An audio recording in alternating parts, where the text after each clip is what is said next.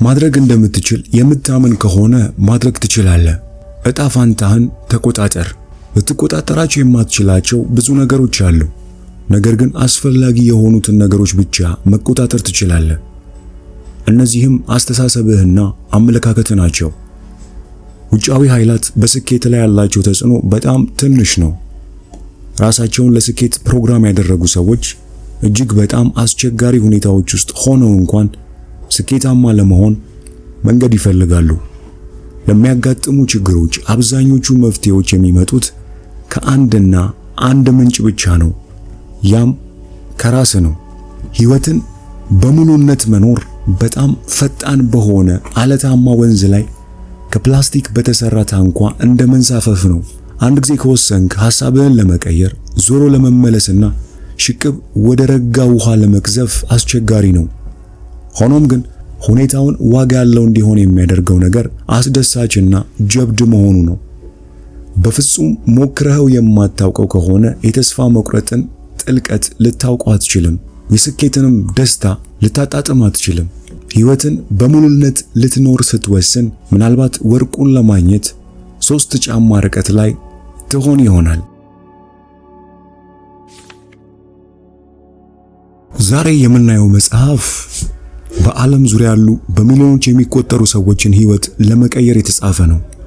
ይህ መጽሐፍ ታላላቅ መልእክቶች፣ ታላላቅ መሪዎችና መንፈስ ማነቃቂያ ያሉበት የነፍስ ምግብ ነው። ወደ ስኬት የሚወስድ ካርታ ነው። የዚህ መጽሐፍ ደራሲ ናፖሊዮን ሂል በዚህ ሥራ ክብር ሊሰማው ይገባል። ይህ መጽሐፍ ሁሉንም ነገር የማግኘት ቁልፍ ተጠብቆ የሚቆየው በአስቸጋሪ ጊዜያት ውስጥ ነው ይለናል። ይህ መጽሐፍ እንደዚህ አይነት ጥንካሬ እንዴት እንደምታገኝ የሚያሳይ ካርታን ይዟል።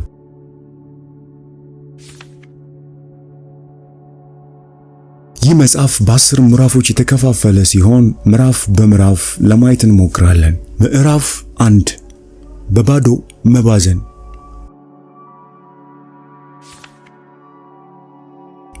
ግሬግ በአንድ እጁ ተንቀሳቃሽ ስልክ በሌላኛው እጁ ደግሞ የተጠቀለለ ጋዜጣ ይዞ ሲታይ የዎል ስትሪት ሱሰኛ ይመስል ነበር። በፍጥነት እየተራመደ በመሄድ የታክሲውን በር በረገደና የኋላኛው መቀመጫ ላይ ዘፍ አለ። አሁንም በድጋሚ አርፍዷል። ለታክሲ ሹፌሩ የሚሄድበትን አቅጣጫ በማንባረቅ ነገረው። በዚያ ማለዳ ከኒውዮርክ የተመለሰው ለቢዝነስ ከሚያገኛቸው ሰዎች ጋር ምሳ መብላት ስለነበረበት ነበር። አሁን ደግሞ በአፓርትመንታቸው ውስጥ እየጠበቀው ወዳለችው የሴት ጓደኛው ለመድረስ በጣም ዘግይቷል። ያለማቋረጥ የእጅ ስልኩን እያነሳ የተቀበላቸውን መልእክቶች ተመለከተና ተስፋ በመቁረጥ ምን አለ ለለውጥ እንኳን አንድ መልካም ዜና ቢኖር ሲል ለራሱ አሰበ። ከዚያ በድንገትና ሳይጠበቅ የስልኩን ጥሪ መለሰና ቆይ እስቲ አንዴ፣ አዎ ይሄ የኔ ጃኬት አይደለም፣ ያ ሬስቶራንት ውስጥ የነበረው ደነዝ የተሳሳተ ጃኬት ነው የሰጠኝ ሲል በስልኩ ለሚያወራው ሰው ተናገረ። የታክሲው ሹፌር ግሬግ የተናገረውን ሲሰማ በመኪና ውስጥ ባለው መስታወት ወደ እርሱ እየተመለከተ ካነሳው ቦታ ላይ መልሼ እንድወስድ ትፈልጋለህ ሲል ጠየቀው። ግሬግ ኮሌታውን ገለጥ አድርጎ የጃኬቱን ስሪት ሲመለከት ፈገግ አለ። ከዚያ ድምፁ ላይ የበላይነት ስሜት እየተሰማ አያስፈልግም፣ ይህ ጃኬት ከኔ ጃኬት በጣም የተሻለ ነው። የሚገርም ነው፣ አንድ ሞኝ የኔን የማይረባ ጃኬት ወሰደ ማለት ነው አለ። ይህንን ሲናገር ጃኬቱ የተቀየረበት ሰው እጁ ላይ ያለው ጃኬት የማይረባ መሆኑን ሲያውቅ እንዴት እንደሚናደድ እያሰበ ደስ ብሎት ነበር። ሹፌሩ በትዝብት ጭንቅላቱን ነቀነቀ። በሚያሳዝን ሁኔታ የተሳፋሪው ባህሪ ምን አይነት እንደሆነ ገብቶታል። ግሬግ መልካምና ስኬታማ ለመምሰል እንጂ ሌሎች ሰዎች ለሚሰማቸው ስሜት ግድ ያለው ሰው አልነበረም። እውነታው ትንሽ የማርኬቲንግ ድርጅት የሚያስተዳድር መሆኑ ሲሆን በቢዝነስ ካርዱ ላይ የተገለጸው ግን ከዚያ የተለየ ነበር።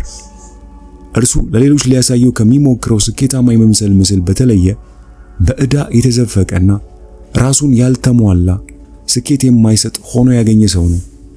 ከሁሉ የከፋው ነገር ደግሞ ከሴት ጓደኛው ከሚያ ጋር ያለው ግንኙነት በፍጥነት እየተበላሸ የመጣ መሆኑ ነው። በዚያች ቅጽበት ህይወቱ ጎማው በተነፈሰ ሳይክል በጭቃማ በተበላሸ መንገድ ላይ እንደመሄድ ሆኖበት ስለነበር በእርግጠኝነት የሚያውቀው በህይወት ውስጥ ምንም ነገር እርግጠኛ እንዳልሆነ ነበር። ልክ እንደ ድል አድራጊ ጀግና ሁሉ ነገር ፊት ለፊቱ የነበረበት ጊዜ ነበር።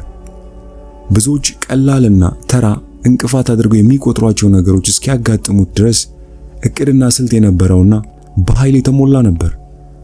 መላ ህይወቱም በትክክለኛ መንገድ ላይ ነበር።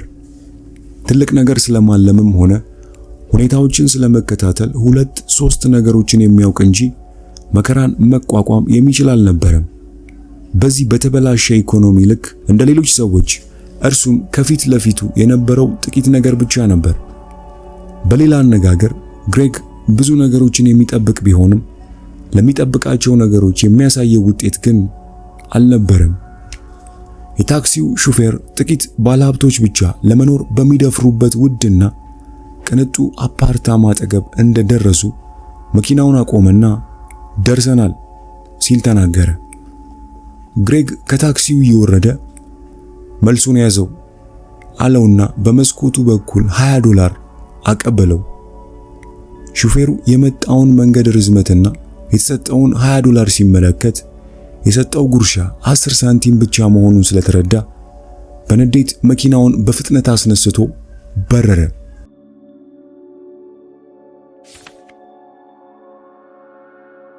የአፓርትመንቱ የጥበቃ ሰራተኛ ፍራንክ ግሬግ መምጣቱን ሲመለከት እንደምን አመሸ አለውና የመጣለትን የፖስታ መልእክትና ኪራይ የመክፈያ ጊዜ ማለፉን የሚገልጽ ደብዳቤ አቀበለው።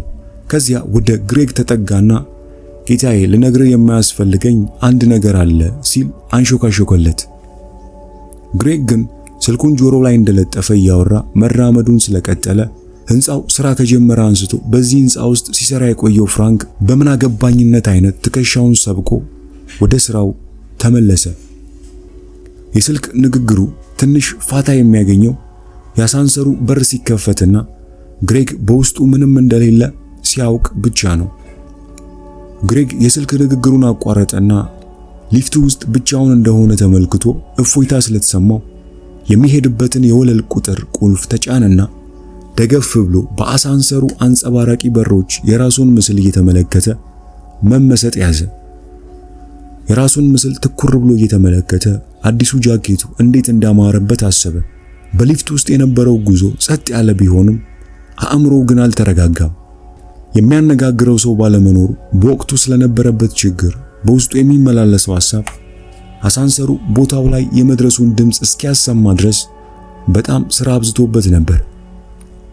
ሁልጊዜ እንደሚያደርገው ከአሳንሰሩ ወጣና ወደ አፓርትመንቱ በመራመድ ቁልፉን ከፍቶ የሴት ጓደኛውን የሚያን ስም እየጠራ ወደ ውስጥ ዘለቀ።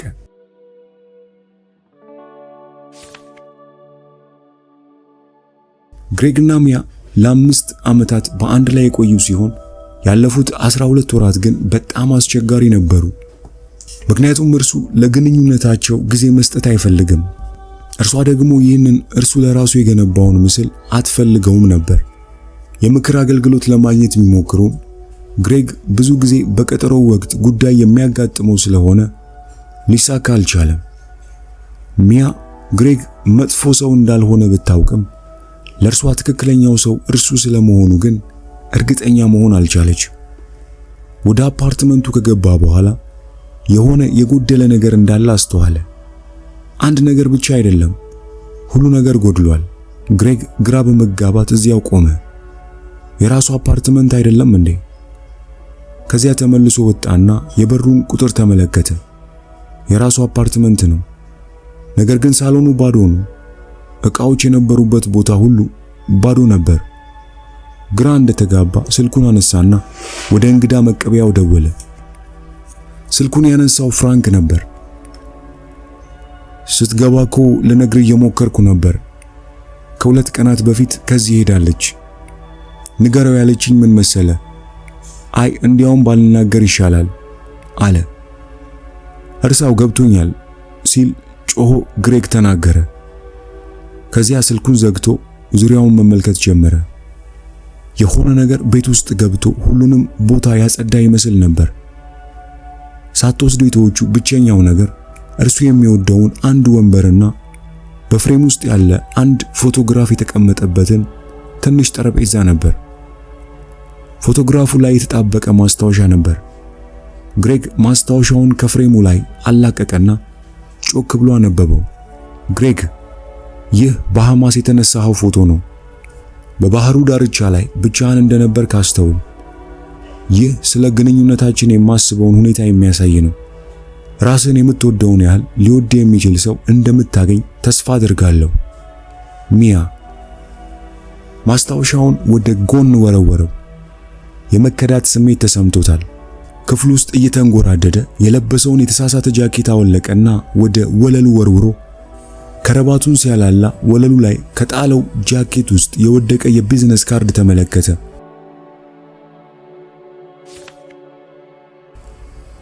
እስካሁን የጃኬቱ ባለቤት ማን እንደሆነ ለማወቅ ኪሶቹን መፈተሽ አልመጣለትም ነበር።